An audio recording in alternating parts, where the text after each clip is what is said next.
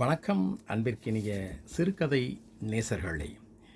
இன்றைய சிறுகதை நேரம் பகுதியினிலே நாம் காணவிருக்கின்ற சிறுகதை உணர்வுகள் தொடர்கதை உறவுகள் சிறுகதை.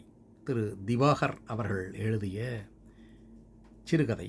இந்த சிறுகதையினுடைய தலைப்பே உங்களுக்கு ஒரு பாடல் வரிகள் போல உங்களுக்கு தோன்றும். உணர்வுகள் தொடர்கதை உறவுகள் சிறுகதை என்பது போல திவாகர் என்பவருடைய கதையை இப்பொழுது நான் முதன்முறையாக படித்து பார்த்தேன். ரசிக்கத்தக்க அளவில் இருந்ததால் உங்களோடு பகிர்ந்து கொள்ளுகிறேன். இது ஒரு நவீனத்திய கதையாகவே இருக்கிறது. அதாவது நடைமுறை வாழ்வில் இன்று நாம் சந்திக்கக்கூடிய நகர வாழ்க்கை, இன்றைய மனிதனுடைய வாழ்க்கை என்பது சர்வசாதாரணமாக காலையிலே சென்னை, மதியம் வேறொரு நாடு, மாலையிலே ஒரு நாடு என்பது போல சுற்றி கொண்டிருக்கும் இந்த உலகத்திலே நாம் அறிந்தோ அறியாமலோ விரும்பியோ விரும்பாமலோ இந்த நவீன நாகரிகத்தினுடைய பிடியிலே சிக்கி கொண்டிருக்கிறோம். வாழ்க்கையை அனுபவிக்க வேண்டும் என்கின்ற எண்ணம் அனைவருக்குமே உண்டு. ஆனால் அனுபவிக்க முடிகிறதா காசு இருந்தால் கூட என்பதும் ஒரு கேள்விக்குறி. ஒவ்வொரு மனிதர்களுக்கும் மனதுக்குள் ஒவ்வொரு பிரச்சனைகள் இருக்கின்றன. சிலர் மிகவும் உணர்ச்சி வசப்பட்ட தன்மை உடையவர்களாக இருப்பார்கள். சிலர் எதையும் எளிமையாக எடுத்துக்கொண்டு எது வந்தாலும் அதற்கு ஏற்றாற்போல் தன்னை மாற்றிக்கொண்டு மகிழ்ச்சியோடு சென்று கொண்டிருப்பார்கள். இப்படி பல்வேறுபட்ட மனிதர்களை நாம் சந்திக்கிறோம். இப்பொழுது நாம் சந்திக்க இருக்கின்ற இந்த மனிதர்களை, அவர்களுடைய கதையினை நேரடியாக கதைக்குள் சென்று பார்ப்போம். உணர்வுகள் தொடர்கதை உறவுகள் சிறுகதை. திரு திவாகர் அவர்கள். விமானத்து என்ஜினினுடைய சப்தம் உள்ளே மிக மெலிதாக கேட்டால் கூட திலீபனுக்கு ஒரு வேளை அது தாலாட்டு போல இருந்ததோ என்னவோ, அவன் எல்லாவற்றையும் மறந்து சுகமாக தூங்கிக் கொண்டிருந்தான். பக்கத்திலே சாய்ந்து கொண்டு ஒரு முறை பொறாமையாகவே அவனை பார்த்துவிட்டு நான் பெருமூச்சு விட்டேன். இத்தனைக்கும் அவன் என்னை விட சற்று இளையவன். ஆனால் படு டென்ஷன் பார்ட்டி, எமோஷனல் மனுஷன். எதுக்கெடுத்தாலும் ஒரு ஈழத்தினுடைய சோகத்தை பேச்சிலே கொண்டு வந்து ஒரு முறை அழுதுவிட்டு பிறகு சுறுசுறுப்பாகிவிடும் ஒரு விதமான டைப். அவன் இலங்கையைச் சேர்ந்தவன். அவன் 2 தங்கைகளில் ஒருத்தி பெண்புலி தியாகியாக இருந்து, தியாகி பெண்புலி, அதாவது விடுதலை புலிகள் இயக்கத்தினுள் பணிபுரியும் பொழுது கொழும்புவில் தற்கொலை படையில் பணியாற்றிய போது யாராலோ எப்பொழுதோ சுடப்பட்டு பலியானவள். அப்பாவும் அம்மாவும் ஈழத்தில் எங்கோ காவல் முகாம் ஒன்றில் இருக்க, இவனும் இன்னொரு தங்கையும் கனடாவில் வேலை செய்து கொண்டிருக்கிறார்கள். என்றோ எப்படியோ குடியுரிமை பெற்று இவன் எங்கள் கம்பெனியில் கனடா ஒட்டாவா கலையில் வேலை செய்கிறான். இவனுடைய தங்கை கனடாவில் கன்சியூமர் செயினில் வேலை செய்கிறாள். இருவருக்குமே நல்ல சம்பளம் தான்.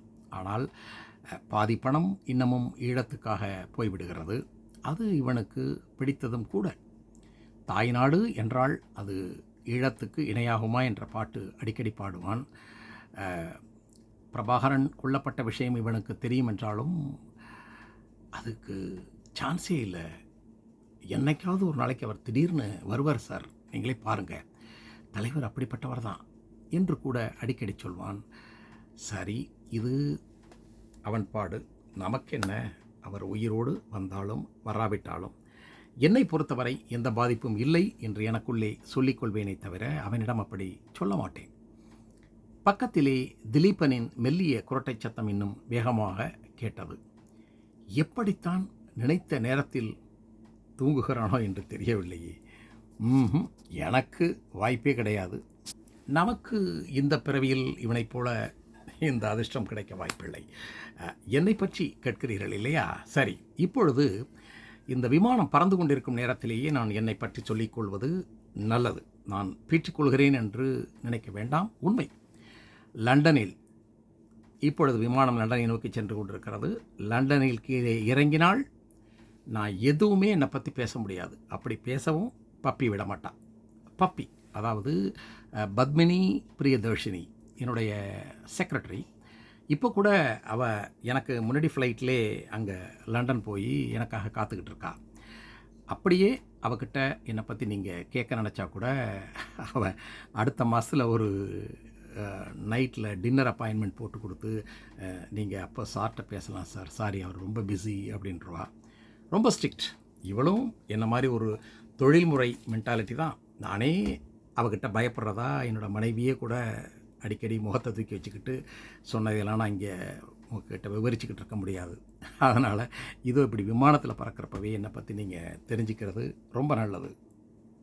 பொதுவாக நான் ரொம்ப யதார்த்தவாதி, ரொம்ப ரொம்ப ரொம்ப ப்ரொஃபஷனல்னு எல்லாரும் சொல்லுவாங்க.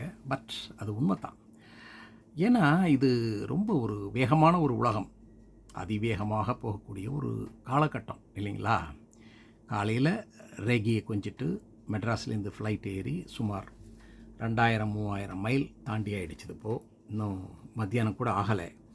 இன்றைக்கி ஈவினிங் வந்து லண்டன் ஏர்போர்ட்டில் ஒரு 2 மணி நேர இடைவெளியில் முக்கியமான மீட்டிங் இருக்குது.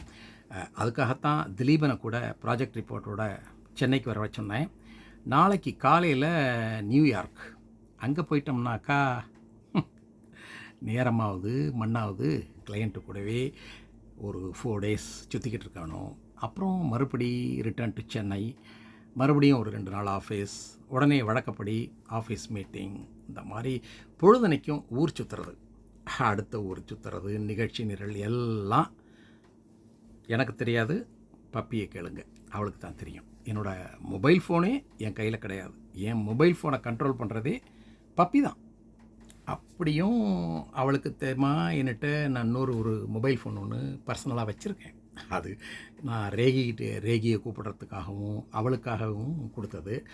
இப்படி நான் தனியாக ஒரு ஃபோன் வச்சுருக்கிறது கூட பப்பிக்கு பிடிக்காது தான். ஆஃபீஸ் ஹவர்ஸில் அவளையும் மீறி அந்த ஃபோனை அடித்ததுனாலே முகத்தை வேற எங்கேயோ திருப்பிக்கிட்டு உட்காந்துருப்பா. அதாவது நான் பண்ணுறது அவளுக்கு பிடிக்கலன்னு ஒரு பாவனை.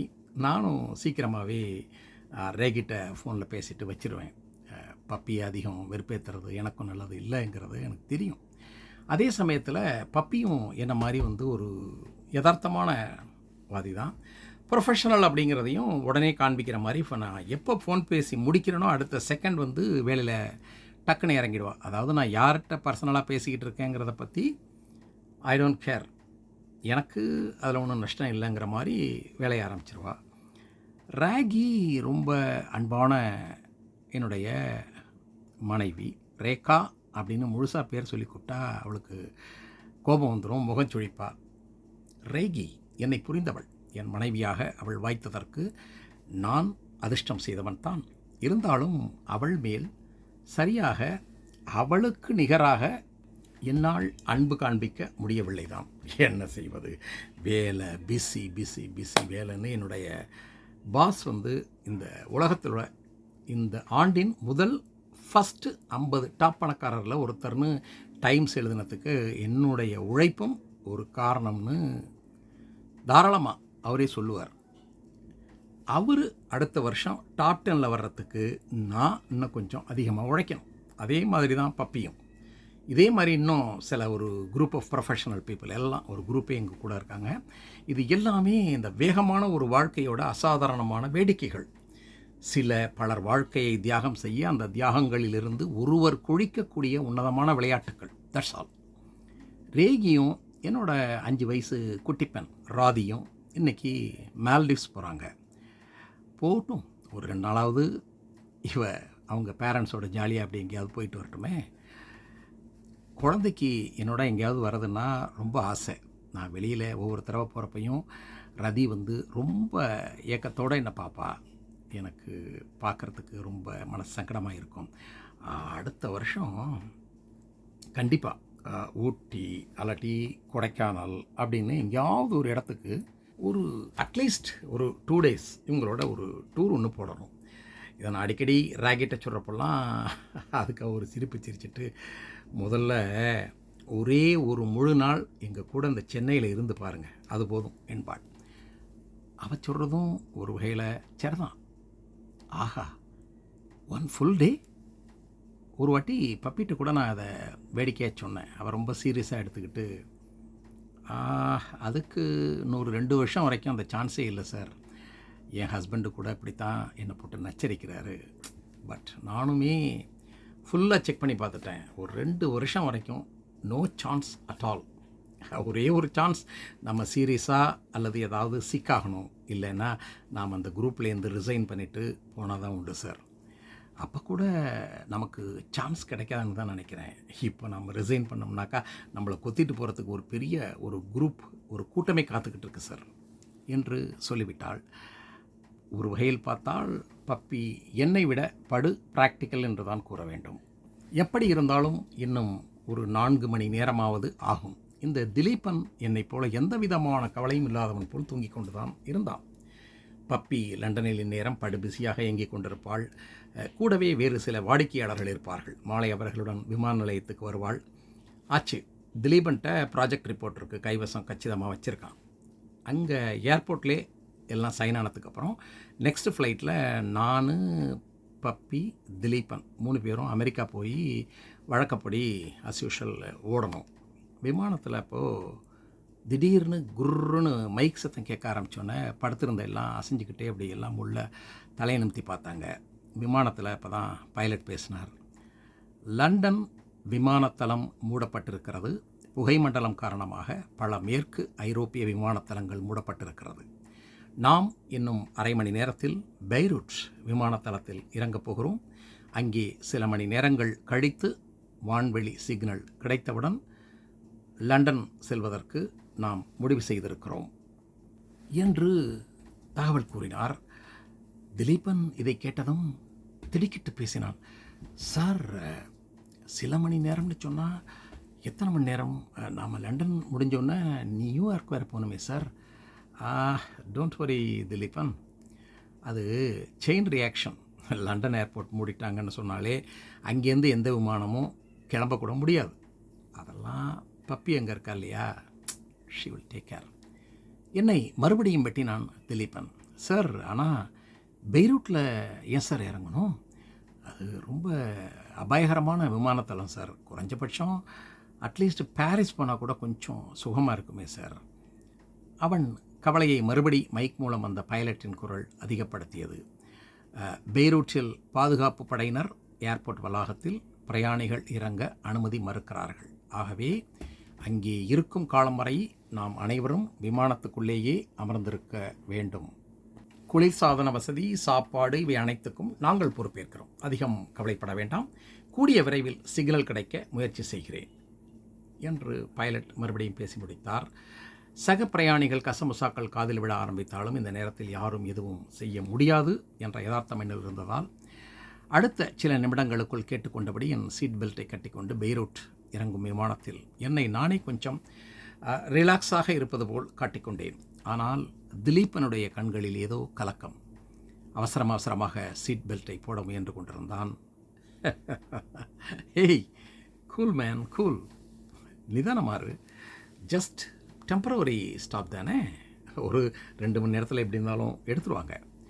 எஸ் சார், ஆனால் அந்த பெய்ரூட் விமானத்தளத்தை சாதாரணமாக நினச்சிடாங்க சார். உலகத்திலே பயங்கரவாதம் அதிகம் உள்ள இடத்துக்கு பக்கத்தாப்பில் இருக்கக்கூடிய ஒரு ஏர்போர்ட் அது. அட் எனி டைம், எந்த நேரத்துலையும் எங்கேருந்தாவது யாராவது ஒரு மிசைல் அடிக்கிறதுக்கு சான்ஸ் இருக்குது சார். யார் மேலே யார் பாம்பு போடுறாங்கன்னே கண்டுபிடிக்க முடியாது. நிறைய அந்த பயங்கரவாத பிரிவுகள் இங்கே நிறையா இருக்குது சார். இவனை அப்படி சொல்கிறான். அங்கே இவனுடைய விருப்பத்துக்குரிய அந்த புலிகள் இயக்கத்தை தான் படுபயங்கரவாதிகளாக அரசாங்கம்லாம் முடிவு பண்ணி கிட்டத்தட்ட சட்டமே போட்டு தடை பண்ணி வச்சுருக்குது. ஆனால் பெய்ரூட்டில் ஒரு 2 மணி நேரம் இருக்கிறதுல தான் எவ்வளவு கற்பனையான பயத்தை இவன் சிருஷ்டிக்கிட்டு இவனும் டென்ஷன் ஆகி மற்றவங்களையும் டென்ஷன் ஆக்குறானே என்று நினைத்து கொண்டு, டோன்ட் வரி திலீபன், உன்னோட உயிருக்கு நான் கேரண்டி. ஓகே, உன்னை பத்திரமா ஒட்டாவாவில் கொண்டு போய் சேர்த்துட்றேன். Okay, relax sometimes. விமானம் கீழே தரையிறங்கி நின்றது. எல்லோருமே நான் முதற்கொண்டு கைபேசியை தட்ட ஆரம்பித்தோம். ஆனால் கைபேசி சிக்னல் இல்லை. ஓ மை காட், போகட்டும். நான் ரேகிட்ட தான் பேசணும். அவன் நேரம் திருவனந்தபுரத்தில் விமானம் பிடிச்சி மாலத்தீவுக்கு போயிட்டுருப்பா. இந்த குட்டி ராது என்ன பண்ணிக்கிட்டு இருப்பா? கண்ணாடி ஜன்னல் வழியாக அழகான அந்த கடல், வெள்ளை மேகங்கள், நீலக்கடல்ன்ட்டு எல்லாத்தையும் பார்த்துக்கிட்டு அம்மாவை ஏதாவது டிஸ்டர்ப் பண்ணிகிட்டு இருப்பாள். இப்போ ஃபோன் கால் போட்டால் கூட பேச முடியாது தான். திலீபன் கூட தன் செல்ஃபோனை முயற்சி செய்து முடியாமல் சற்று நேரம் தவித்து விட்ட பிறகு சாய்ந்து கொண்டான். விமான பணிப்பெண் ஒருத்தி எங்கள் அருகே குளிர்பானத்தோடு வந்தாள். அவளையே சற்று அநாகரிகமாக பார்க்கும் திலீபனை நான் சற்று கிள்ளி, டை கொஞ்சம் அடக்கி வாசிடா என்று கண்ணால் வலியுறுத்தினேன். ஆனால் திலீபன் கண்கள் ஏனோ சற்று கலங்கி இருந்தன. சார், அந்த அந்த ஏர் ஹோஸ்டஸை பார்க்குறப்போ தியாகம் பண்ண என்னுடைய சின்ன தங்க மல்லிகை மாதிரி அப்படியே முகம் இருக்குது சார். இந்த பொண்ணு நல்ல வெள்ளையாக இருக்குது, ஆனால் என்னுடைய சிஸ்டர் நல்ல பிளாக் கலர். தட்ஸ் ஆல், அதான் டிஃப்ரென்ஸ். என்னுடைய தங்கையை பேரே கருப்பு மல்லின்னு கூட அவள் பேர். அவள் முகத்தில் ஒரு களை எப்போவுமே ஒரு வெளிச்சம் மாதிரி இழுக்கும் சார். அவள் கண்கள் அப்படியே துருன்னு ரொம்ப அழகு சார். தியாகம் செஞ்சுட்டு போய் சேர்ந்துட்டா. நேற்று ராத்திரி கூட மெட்ராஸில் ஹோட்டலில் தங்கியிருந்தப்போ என்னோடய கனவுல வந்தா சார். எஸ், சென்னை வரைக்கும் வந்திருக்கியே, இந்து பக்கத்தாப்பில் கிளிநொச்சி இருக்குது, இங்கே தானே, போகட்டும், நான் செத்து போனேன் அந்த கொழும்புக்காவது வந்து பார்த்துட்டு போகக்கூடாதா அப்படின்னு கனவுல கேட்டா சார். 2 குளிர்பானங்களை அந்த பெண்ணிடமிருந்து எடுத்துக்கொண்டு அவள் தந்த செயற்கையான சிரிப்புக்கு பதிலாக நானும் ஒரு செயற்கை சிரிப்பை கொடுத்துவிட்டு அவள் அகன்றவுடன் திலீபனின் கையில் குளிர்பானத்தை கொடுத்தேன். திலீபன், நீ ரொம்ப ரொம்ப அளவுக்கு அதிகமாக உணர்ச்சி வசப்படுறேன்னு நினைக்கிறேன். முதல்ல இந்த கூல்ட்ரிங்க்ஸை கூப்பிட்டு சாப்பிடு. அவன் குடித்தவுடன் அவனிடமிருந்து ஆவேசம் சற்று குறைந்தது போலப்பட்டது எனக்கு. திலீபன், கிளிநொச்சி உங்களோட சொந்த ஊரா? அது சிலோனில் சரியாக எங்கே இருக்குது? சார், சிலோனில் இல்லை சார். அது இல்லை திலீபன், சிலோன் ஐ மீன் இலங்கையில் தானே இருக்குது சார். அது உங்கள் பார்வையில் சரியாக இருக்கலாம், ஆனால் கிளிநொச்சிங்கிறது ஈழத்தில் இருக்குது சார், அப்படித்தான் சொல்லணும். திலீபனை ஆச்சரியத்தோடு பார்த்தேன். இந்த இளம் வயதில் அவனுக்கு எப்படி இவ்வளவு ஒரு வெறிதானது. என்னதான் நானும் தமிழன் என்றாலும் வெளியில் பேசும் பொழுது சென்னை எங்கே உள்ளது என்றால் இந்தியாவில் தென்கிழக்கே உள்ளது என்று தான் எல்லோரும் சொல்லுவோம். இப்படி ஒரு பெரிய நாட்டிலேயே இவ்வளவு ஒற்றுமையாக இருக்கிறோம் என்றால் இலங்கை சிறிய தீவு. இவர்களுக்குள், இந்த சிறிய தீவுக்குள் இப்படி ஒரு பிரிவினைவாதமா? இல்லை, நம்மால் முடிந்தவரை இவனை மாற்ற வேண்டும். ஒற்றுமையான ஒரு நாட்டினுடைய வெற்றியையும் சக்தியையும் இவன் உணர வேண்டும். எப்படி பார்த்தாலும் இன்னும் ஒரு 1 hour 2 hour இங்கே தான் இருக்க போகிறோம். நம்மளால் முடிஞ்சதை அவன்கிட்ட பேசி அவனை கொஞ்சம் திருத்தினா என்ன அப்படின்னு என் மனசில் தோணுச்சு. திலீபன், தாய்நாட்டு மேலே உள்ள பக்தி நல்லது தான், ஆனால் இப்போ இருக்கக்கூடிய வேர்ல்டு சிச்சுவேஷன் டோட்டலி டிஃப்ரெண்ட். இந்த உலகம் அப்படியே சுருங்கி போயிடுச்சு பார். இன்னொரு 20 வருஷம் போணுச்சுன்னாக்கா நம்ம நாடுகளுக்கு இடையே இந்த எல்லையே கூட இல்லாமல் போயிடுங்கிறதுக்கு கூட சான்ஸ் இருக்க வாய்ப்பு இருக்குங்கிற மாதிரி சிச்சுவேஷனை மாறிக்கிட்டு இருக்கு. என்னை திலீபன் திடீரென பார்வையால் வெட்டினான்.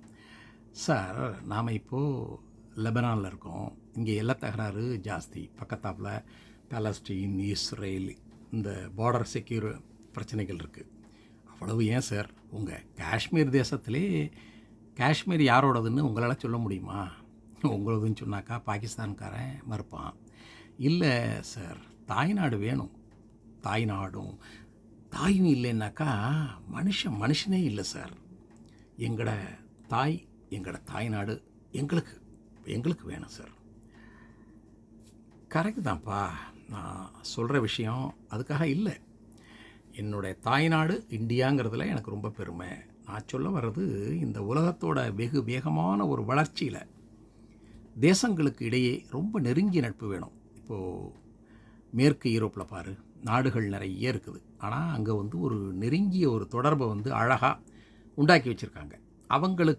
தங்களுக்குன்னு இருக்கக்கூடிய அந்த நாட்டெல்லாம் பிரிக்காமல் அதே சமயத்தில் இணைக்கவும் இல்லை, பட் டீசெண்டாக வச்சுருக்காங்க. நம்ம நாகரிகத்தோட அடையாளம் ரொம்ப உணர்ச்சி வசப்படக்கூடாது. அதனால தான் சொல்கிறேன், சிலோனில் ஐ மீன் ஈழத்தில் உள்ள தமிழ்காரங்களும் சிங்களக்காரங்களும் ஒத்து போகிறதுக்கு கற்றுக்கணும். ஒரே நாடாக இருந்தால் தான் டெவலப்மெண்ட் நல்லாகும். டெவலப் ஆகிட்டா உங்ககிட்ட எந்த மாதிரியான ஒரு அதீத உணர்ச்சி போக்கும் வரவே வராது. நான் சொல்கிறது உனக்கு புரியும்னு நினைக்கிறேன். ஒரு குழந்தைக்கு எடுத்து சொல்வது போல் நான் அவனுக்கு சொன்னது, என்னுடைய மகளுக்கு எப்போதாவது நேரம் கிடைக்கும் நேரத்தில் சில வெளிநாட்டு புகைப்படங்களை விவரிக்கும் விதம் நினைவுக்கு திரும்பியது. மனைவியும் குழந்தையும் நேரம் மாலத்தீவில் இறங்கியிருப்பார்கள். இறங்கக்கூடிய நேரம்தான் திலீபன் கண்கள் கலங்க என்னை பார்த்தான். சார், அடிப்படையான சில விஷயங்களை நீங்கள் புரிஞ்சுக்கணும் சார். எங்களுக்கும் சிங்களவங்களுக்கும் யுத்தம் கிடையாது. எங்கட மனுஷாளுக்கும் ஆர்மிக்கும் சிங்கள அரசியல்வாதிகளுக்கும் நடக்கக்கூடிய அந்த போராட்டம் இருக்கு இல்லையா, அதுதான் பிரச்சனை. கனடாவில் எங்கே கூட கொஞ்சம் சிங்கள ஆளுங்க செட்டில் ஆகியிருக்காங்க. அதே மாதிரி எத்தனையோ கண்ட்ரியில் சிங்களனும் ஈழத்துக்காரனும் கூடவே இருக்காங்க. ஆனால் தாய்நாட்டில் நடக்கக்கூடிய ஒரு அநியாயம், சிங்கள மக்களோட தலைவர்கள்னு பேரில் ஆர்மியும் அரசாங்கமும் செய்கிற அட்டூழியத்தெல்லாம் உங்களுக்கு சொன்னால் ஆச்சரியப்படுவீங்க, கோவப்படுவீங்க. அவங்க மாறவே மாட்டாங்க சார். இப்போது எங்களோட அம்மாவும் அப்பாவும் அகதிகள் கேம்பில் இருக்காங்க. வெளியே அவங்க வீட்டுக்கும் விடமாட்டேங்கிறாங்க. போன வருஷம் இவங்க எப்படியோ தப்பிச்சிட்டாங்க சார். ஆனால் சிங்கள வெறி பிடிச்ச அந்த ஆர்மி ஆயிரக்கணக்கான மனுஷங்களை அப்படியே நிற்க வச்சு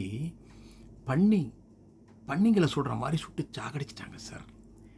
எங்களோட சொந்தக்கார ஜனங்கள் 11 பேர், அதில் 3 பேர் பொம்பளைங்க, அங்கேயே ஸ்பாட்லேயே அவுட்டு சார். கொடுமை, மிகப்பெரிய கொடுமை சார். எஸ் திலீபன், உன்னுடைய உணர்ச்சிகள், வருத்தங்கள் எனக்கு புரியுது. நடந்தது நடந்துருச்சு. இதுக்கெல்லாம் ஆதிக்காரனை யாருன்னு யோசித்து பார்க்கணும். நீ சிங்கள அரசாங்கம் மேலே தப்பிச்சு வர்ற மாதிரி அவங்க திருப்பி சொன்னோம்னா அவங்க சொல்கிறதுக்கு எவ்வளவோ விஷயங்கள் இருக்குது. உங்களுடைய தலைவர்கள் தங்களுக்கு பிடிக்காத ஒத்து வராத தமிழ் மக்களையே எப்படியெல்லாம் அழிச்சாங்கங்கிறதுக்கும் ஸ்டோரிஸ் நிறைய இருக்குது. ஒரு வகையில் பார்த்தா இதெல்லாம் முடிஞ்சு போன ஒரு சோக கதை. இனிமையாவது நம்ம புத்திசாலியாக வாழ கற்றுக்கணும். நான் சொல்கிறது உனக்கு புரியும்னு நினைக்கிறேன். இப்பொழுது விமான பைலட் மறுபடியும் வந்தார். இன்னும் 2 மணி நேரம் பிடிக்கலாம். வான்வெளி சிக்னல் கிடைக்க சற்று தாமதமாகவும் மன்னிக்கவும் என்று சொன்னபோது சில பயணிகள் அவரிடம், சிக்னல் கிடைக்கிறப்ப கிடைக்கட்டும் சார், முதல்ல செல்ஃபோன் சிக்னல் கிடைக்கிறதுக்கு வழி பண்ணுங்க என்று வற்புறுத்தினார். நான் இதுவரை சொன்னது எதுவும் திலீபனை சற்றும் சலனப்படுத்தவில்லை என்பதை மறுபடியும் அவன் நிரூபித்தான். சார், நீங்கள் ரொம்ப சாதாரணமாக பேசிடுறீங்க சார். எங்களோட ஜனங்க இப்போ எப்படி இருக்காங்க தெரியுமா? என்ன மாதிரி தான். ஒரு குடும்பத்தில் அண்ணன் கனடாவிலேயோ ஆஸ்திரேலியாவிலேயோ இருக்கிறான். தம்பிக்காரன் ஈழத்தில் அவதிப்பட்டுக்கிட்டு கஷ்டப்பட்டுக்கிட்டு சிரமப்பட்டுக்கிட்டு இருக்கான். அம்மா அப்பா அக்கா சித்தி இந்த உறவெல்லாம் ஒரேடியாக பிரித்து குதறி போட்டுட்டாங்க சார். நம்ம சொந்தம்னு யாரை எதிர்காலத்தில் உலகத்துக்கு காண்பிக்க போகிறோமோ அவங்க யாருமே இப்போ இல்லை. இப்படி சொன்னால் நீங்கள் புரிஞ்சுப்பீங்கன்னு எனக்கு விளக்க தெரியல. திலீபன், எஸ், எனக்கு புரியுது. Past is past. இப்போவும் உறவுகள் ஏதாவது ஒரு காலத்தில் சேர்ந்து வர்றதுக்கு சந்தர்ப்பம் வரும். இல்லைன்னா இனியும் பிரிக்க முடியாதபடி புதிய உறவுகளை நீயும் உன்னுடைய தங்கையுமா உங்கள் திருமண வாழ்க்கை மூலமாக புதுப்பிச்சுக்கலாம். எனக்கு புரியுது உங்கள் பழைய நிலைமை. இப்போ வரைக்கும் இழந்து போனதுக்கு என்ன பதில்னு நீ கேட்குற. ஆனால் இதுக்கெல்லாம் பதிலே கிடையாது. காலம் போகின்ற போக்கில் நம்ம உணர்ச்சிகளை மட்டுப்படுத்தி உலகத்தோடு சேர்ந்து வாழ்கிறது தான் புத்திசாலித்தனம். திலீபன் கண்களில் கண்ணீர் தட்டுப்பட அவன் கைக்குட்டையை எடுத்து துடைத்து கொண்டான். நீங்கள் யதார்த்தமான ஒரு வாழ்க்கையை சொல்கிறீங்க சார். அது உங்களை மாதிரி கஷ்டத்தையே பார்க்காதவங்க போன்ற உங்கள் வாழ்க்கைக்கு தான் பொருந்தும். எங்களுக்கு அது நிச்சயமாக பொருந்தாது சார். ஒரு உண்மையை சொல்லட்டுமா? நேற்று ராத்திரி கனவுல என் தங்கச்சி வந்தான்னு சொன்னேன் இல்லையா, இன்றைக்கி காலையில் கூட நினச்சேன் சார்.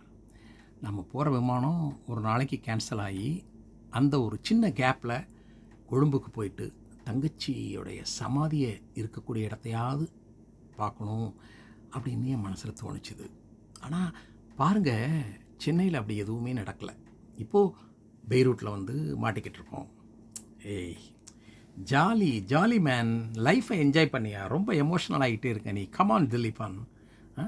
அவன் ஃபோன் ரிங்கின் சப்தம் மெல்லிதாக கேட்க ஆவலோடு எடுத்து பேசினான். ஆனால் பலவீனமான சிக்னல் காரணமாக அது கட்டாகிவிட்டது. சார், பப்பி மேடத்தோட நம்பர் சார். லைன் கட் ஆகிடுச்சுது. சிக்னல் வீக்காக இருக்குன்னு நினைக்கிறேன். எனக்கு எதுக்கு சார் அவங்க முயற்சி பண்ணுறாங்க? உங்களுக்கு நேரடியாகவே பேசலாம் இல்லையா? ஓ, நீ சொல்கிறது சரிதான். பட் என்னோடய ஆஃபீஸ் ஃபோன் என்கிட்ட இல்லை.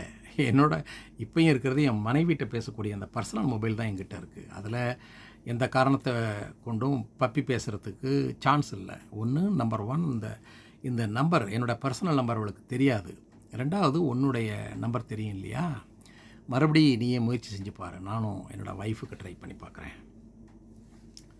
சார், எனக்கும் வீக் சிக்னல் தான். ஓ, அப்படியா? நான் ரேகிக்கு கூப்பிட்டு பார்க்குறேன். ரேகியினுடைய நம்பருக்கும் கால் போகவில்லை. திலீபனுக்கும் கிடைக்கவில்லை. அவனும் முயன்று பார்த்து கொண்டு தான் இருக்கிறான். திடீரென என்னுடைய செல் ஒலித்தது. மிக மோசமான சிக்னல். கொஞ்சம் விட்டு விட்டு பேசும் ரேகியின் குரல். என்னங்க, நல்ல காலம் நீங்களே லைனில் வந்தீங்க. ஏங்க, உங்களை காண்டாக்ட் பண்ண முடியாதோன்னு நினச்சிட்டேன். உங்கள் மிஸ்டு கால் வந்ததுனால தான் கொஞ்சம் தெம்பு வந்துச்சுது. என்னுடைய விமானம் பெய்ரூட்டில் இறக்கப்பட்டது. அவளுக்கு யாராவது தகவல் தெரிவித்திருக்க வேண்டும். அதனால்தான் சற்று பயப்படுகிறாளோ? ரெகி, நான் நல்லா இருக்கேன், என்னை பற்றி ஒன்றும் பயப்பட வேணாம். அது இல்லைங்க, இங்கே நானும் குழந்தையும் அப்பா அம்மா எல்லோரும் கொழும்பில் இருக்கோம். எங்கள் விமானத்தில் யாரோ பாம்பு இருக்குன்னு சொல்லி பொருளையை கிளப்பி விட்டாங்க. உடனே இம்மிடியேட் ஏர்போர்ட்டும் இங்கே கொழும்பில் இறக்கி விட்டாங்க. ஆனால் பயம்லாம் ஒன்றும் இல்லை. ஒரு 6 மணி நேரம் இங்கே தான் ஹோட்டலில் அரேஞ்ச் பண்ணிட்டாங்க. கொஞ்சம் நேரம் இங்கே கூட சிட்டி டூர் போகலான் இருக்கோம். அதுக்காகத்தான் இப்போது மினி பஸ் ஒன்று கீழே வெயிட் பண்ணுது. நம்ம சென்னையில் ஒன்று வாங்கினா ஒன்று இலவசம்னு சொல்லுவாங்க இல்லையா? அந்த மாதிரி ஆகிடுச்சு. இப்போது நாங்கள் மாலத்தீவு டூர் போகலான்னு கிளம்புனா எக்ஸ்ட்ராவாக கொழும்பு டூர் இலவசம்னு கிடைக்கிது. எப்படி? ராகி ரொம்ப ஜாலி மூடியில் இருப்பது எனக்கு பிடித்து போயிற்று. Oh, very good, very good. Enjoy. எங்கே குட்டிகிட்ட கொடு. ராதி எப்படி இருக்கா? ராதிமா, ராதி. ஐயோ, அவள் தான் உங்கள் பொண்ணாச்சே. ஊர் சுற்றலான்னா ரெடின்னு கிளம்பிகிட்டு இருக்கா. இருங்க, அவகிட்ட ஒரு வார்த்தை பேசிடுங்க. ராதி லைனில் வந்தால் குரல் உடைந்து கேட்டாலும் குட்டியின் மகிழ்ச்சி ஏராளமாக அதில் ஒலித்தது. Dad, we are enjoying you என்று என்னை திரும்பி கேட்டால், நானும் தாண்டா என்ஜாய் எதிர்ட்டு. அம்மா கிட்ட கொடு. ரெகி, உனக்கு ஒரு விஷயம் தெரியுமா? நம்ம மேட் ஃபார் ஈச் அதர்ஸ்ங்கிற மாதிரி ஜோடி போல் இருக்குது. உன்னோட விமானம் மாதிரியே என்னோடய விமானமும் இங்கே கொண்டு வந்து நடுவில் பெய்ரூட்டில் நிப்பாட்டிட்டாங்க. ஆனால் என்னால் வெளியில் போக முடியாது. ஆனால் நான் பெய்ரூட்டில் இறங்கினால தான் உன்னோட பேச முடிஞ்சுது. என்னது, பெய்ரூட் ஏர்போர்ட்டா? ஐயோ, என்னங்க ஆச்சுது? கவலைப்படுற மாதிரிலாம் ஒன்றும் கிடையாது. Just stop gap arrangement. இன்னொரு ஜஸ்ட் கொஞ்ச நாளை தூக்கிடுவான். Don't worry. எல்லாம் நல்லா என்ஜாய் பண்ணுங்க. பாய். அவள் சற்று கவலையாக பை சொல்லி முடித்ததை கவனித்தேன். ராகி இப்பொழுதுமே படித்தான். எல்லாமே நார்மலாக இருக்க வேண்டும். கொஞ்சம் அப்படி இப்படி என்றால் கூட அவளுக்கு பயம் வந்துவிடும். திலீபன் தன் ஃபோனில் இன்னமும் முயன்று கொண்டிருந்தான். நானும் 2-3 முறை லண்டனுக்கு முயற்சி செய்து பார்த்தேன். கால் போகவே இல்லை. நிறைய பயணிகளுக்கும் இப்படியே. என்னைப் போல சிலருக்கு மட்டும் இன்கமிங் கால் வேலை செய்ய மிகவும் உரத்த குரலில் தங்கள் நிலையை குடும்பத்தினரோடு பகிர்ந்து கொண்டிருந்தார்கள். திலீபன், விட்டுடு, நெவர் மைண்ட். பப்பியே கூப்பிட்றதுக்கு சான்ஸ் இருக்கும். She will call. ஓகே. உனக்கு தெரியுமா, நாம் எதை பற்றி பேசிக்கிட்டு இருக்கோமோ அந்த சிங்களநாட்டு தலைநகரில் என்னோடய மனைவி, குழந்தை, என்னோடய மாமா, மாமியார் எல்லாம் போய் எதிர்பாராமல் இறங்கியிருக்காங்க. கொழும்பில் இப்போ சிட்டி டூர் ஏதோ போகிறாங்களாம்ப்பா. இப்போ தான் ஜாலியாக சொன்னான். திலீபன் சற்று ஆச்சரியமாக என்னை பார்த்தான். சார், ஒரு விஷயம் உங்களுக்கு புரிஞ்சுதா? நான் காலையில் என்ன நினச்சேன், இந்த விமானத்துக்கு ஏதாவது இடையூறு வந்து நின்று போயிடாதான்னு சொன்னனே. அது அப்போ ஆகலை, ஆனால் இப்போது ஆகிடுச்சுது. நேற்று ராத்திரி கனவுல என்னோடய சிஸ்டர் வந்ததாக சொன்னேன். எங்கே நான் கனவு விஷயத்தை மறந்து போயிடக்கூடாதுங்கிறதுக்காகவே என்னவோ அதே தங்கையோட முகத்தோட இந்த விமானத்தில் ஒரு ஏர் ஹோஸ்டஸ் பார்த்தேன். அதே மாதிரி நம்ம எந்த இடத்த பற்றி உணர்ச்சி வசமாக பேசணுமோ அந்த இடத்துல உங்கள் ஒய்ஃபு, குழந்தைங்கள்லாம் இருக்காங்க. இதெல்லாம் எதேச்சியாக நடக்கிறதா நினைக்கிறீங்களா சார்? ஏய், வாட் இஸ் திஸ் மேன்? புரிகிற மாதிரி பேசு. எல்லாத்துக்கும் நீ உணர்ச்சி வசப்பட்டுக்கிட்டு ஒன்றோட ஒன்று கனெக்ட் பண்ணிக்கிட்டு இருக்கியே. சார், உணர்ச்சி தான் சார். காலையில் நான் கொஞ்சம் சின்சியராக திருவாசகம் பிரார்த்தனை பண்ணியிருந்தா இந்த லண்டன் போய் மூட்டை செய்தி அப்போவே வந்திருக்கலாமோ என்னவோ. நான் இன்னமும் கொஞ்சம் சின்சியராக முயற்சி பண்ணியிருந்தேன்னாக்கா கொழும்பில் டெம்பரரி விசா கிடச்சி ஒரு ரவுண்டு கொழும்பு போயிட்டு என் கருப்பு மல்லி தியாகம் செஞ்சு மறைஞ்சு போன அந்த சாலை அங்கேயாவது போயிட்டு வர்றதுக்கு எனக்கு ஒரு சான்ஸ் கிடச்சிருக்கும் சார். அதுதான் நமக்கு இப்படியெல்லாம் ஹிண்ட்டு கொடுக்குது சார். நீங்கள் இதெல்லாம் நம்பணும் சார். ஒன்றெல்லாம் திருத்தவே முடியாது. டேய், நீ ஒரு உணர்ச்சி கடல், உணர்ச்சி பிழம்பு. இன்னும் இப்படி என்னென்னலாம் தமிழில் சொல்லாமோ அத்தனையும் உன்னை பற்றி சொல்லலாம் போல இருக்கு. அடுத்த அரை மணி நேரத்தில் லண்டன் போக சிக்னல் கிடைக்க விமானம் மேலே எழத் தொடங்கியது.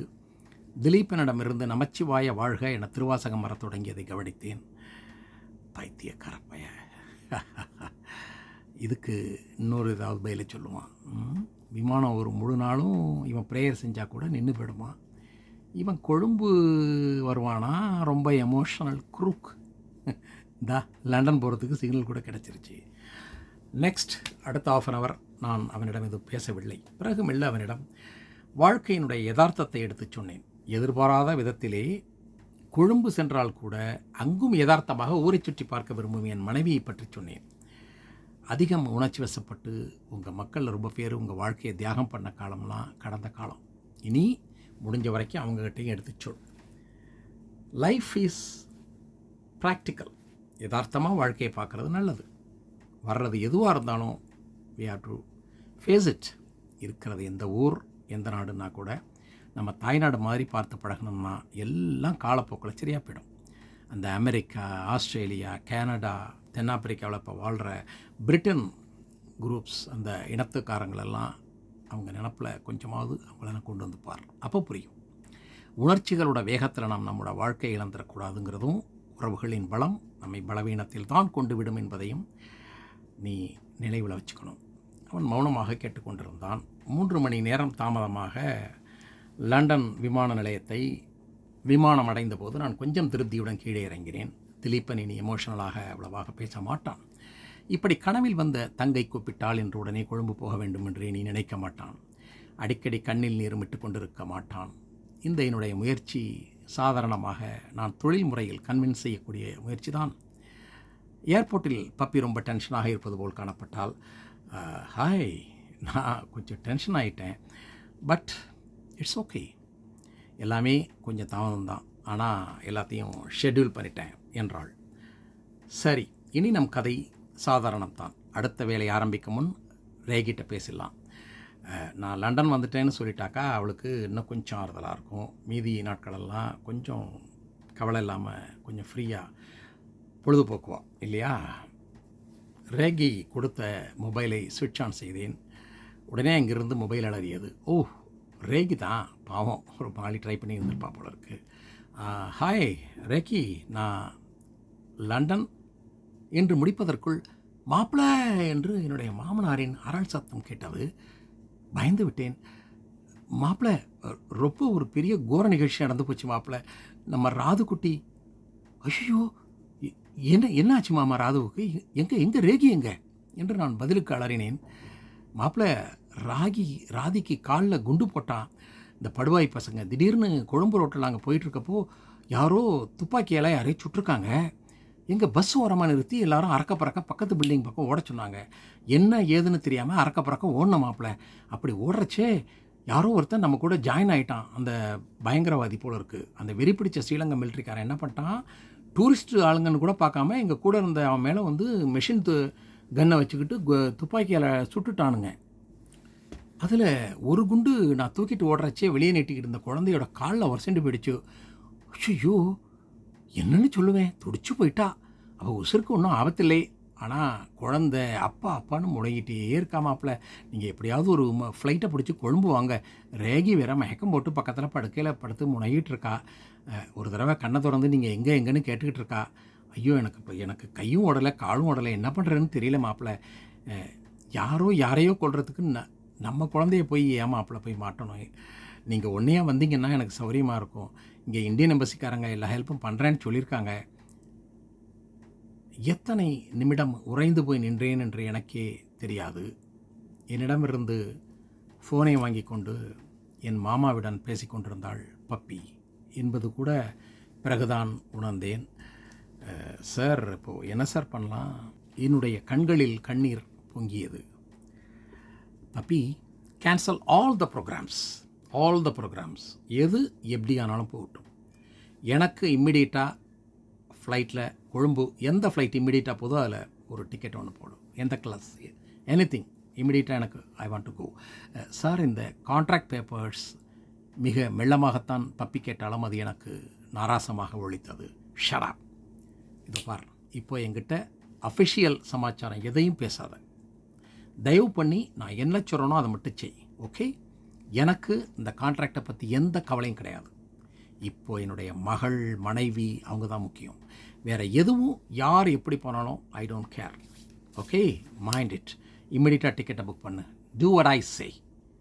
நான் உறக்க கத்தியிருக்க வேண்டும். பயந்து விட்டாள் பப்பி.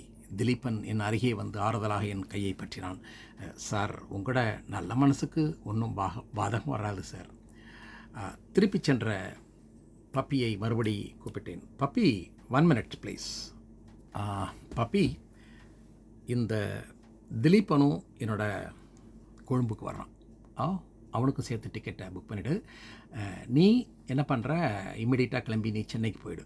ஒரு 4 days உன்னுடைய ஹஸ்பண்டோட எங்கேயாவது ஒரு டூர் மாதிரி போயிட்டு வா. ரிலாக்ஸ்.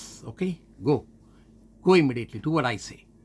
நான் திலீபன் கைகளை திரும்ப பிடித்தேன். திலீபன், உணர்ச்சிகள் பற்றி பேசணும் இல்லையா? என்னோட நீயும் கொழும்புக்கு வா. உன்னுடைய தங்கையோட ஆத்மாவையும் திருப்திப்படுத்தலாம். நான் இப்பொழுது மறுபடியும் என்னுடைய மாமனாரை தொடர்பு கொண்டேன். மாமா, நான் உடனே புறப்படுறேன். என்னோட திலீபன்னு ஒருத்தர் வரார். அவருக்கும் நம்ம எம்பசியில் பேர் கொடுத்து ஸ்பெஷல் பெர்மிஷன் வாங்குங்க. யார் அவர்னு கேட்டாக்கா உங்கள் புள்ளன்னு சொல்லுங்கள். அடிப்பட்ட குழந்தைக்கு மாமான்னு சொல்லுங்கள். ஓகே? ராதியையும் ரேகையையும் ஜாக்கிரதையாக பார்த்துங்க. கேர்ஃபுல். மாமா, நான் வந்துடுறேன் as soon as possible. என்னுடைய கண்ணில் வரும் கண்ணீரை என்னாலேயே கட்டுப்படுத்த முடியவில்லை என்பதோடு இந்த கதை நிறைவு பெறுகிறது. என்ன நண்பர்களே, திரு திவாகர் அவர்கள் எழுதிய இந்த கதை உங்களுக்கு பிடித்திருக்கிறதா? மீண்டும் நல்லதொரு கதையோடு உங்களை சந்திக்கிறேன். நன்றி, வணக்கம். வெல்க தமிழ். வாழ்க வளமுடன்.